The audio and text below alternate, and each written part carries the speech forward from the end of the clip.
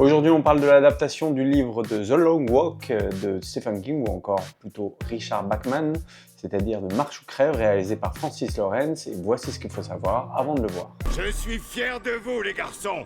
Vous en avez dans le pantalon. Maintenez une vitesse de 5 km/h. Marchez jusqu'à ce qu'il n'en reste plus qu'un. Bordel, qui est prêt à gagner? Tout d'abord, il faut savoir que l'adaptation de The Long Walk aurait pu arriver bien avant, parce que initialement, George Romero devait l'adapter en 1988. Puis Frank Darabont, dans les années 2000, avait acquis les droits du roman avec l'intention de le réaliser, mais n'avançant pas sur le projet, les droits ont expiré. Puis en 2019, André Hofdahl avait été annoncé à la réalisation avec James Vanderbilt au scénario. Mais c'est finalement Francis Lawrence qui réalise le film et qui signe son 8e film basé sur un livre, et s'il a voulu le réaliser, c'est au-delà du concept fort, il a aimé la complicité qui naît entre les marcheurs malgré la compétition. Si vous allez voir le film, vous verrez quelques différences avec le livre, telles que le nombre de marcheurs qui sont au nombre de 50 dans le film et qui représentent un État américain, alors que dans le livre, ils sont à 100 marcheurs et n'ont aucune affiliation à un État.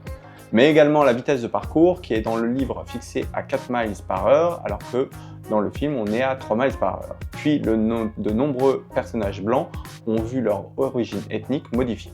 Mark Hamill joue le Major et il faut savoir que pour lui c'est le pire personnage de tous les temps et il le compare énormément au Joker qui joue dans la série animée Batman. Mais avant de l'incarner, il a longuement hésité parce qu'il est fortement opposé aux violences armées. Mais c'est le réalisateur qui l'a convaincu parce qu'il lui a expliqué qu'il met plus l'accent sur la relation entre les personnages que sur de la violence explicite. Dans le film, vous verrez une voiture rouge inexplicablement en flammes sur le bord de la route et c'est pour faire référence au livre Christine de Stephen King de 1983.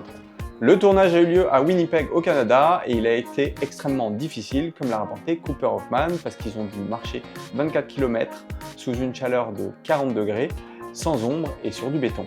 Ils ont au final marché environ 640 km pour tout le tournage. Enfin, petite chose marrante, c'est que Lionsgate a organisé le 30 août dernier une projection spéciale où ils invitaient le public à marcher sur un tapis roulant et à garder une vitesse de 3 miles par heure pendant toute la durée du film, ou sinon, ils étaient expulsés s'ils ralentissaient. J'espère que ces petites infos sur Marche ou crève vous ont plu, et si vous comptez le nombre de F-words dans le film, ils sont au nombre de 286, et moi je vous dis à bientôt pour une prochaine vidéo. Les garçons, vous êtes la réponse. La longue marche est la réponse.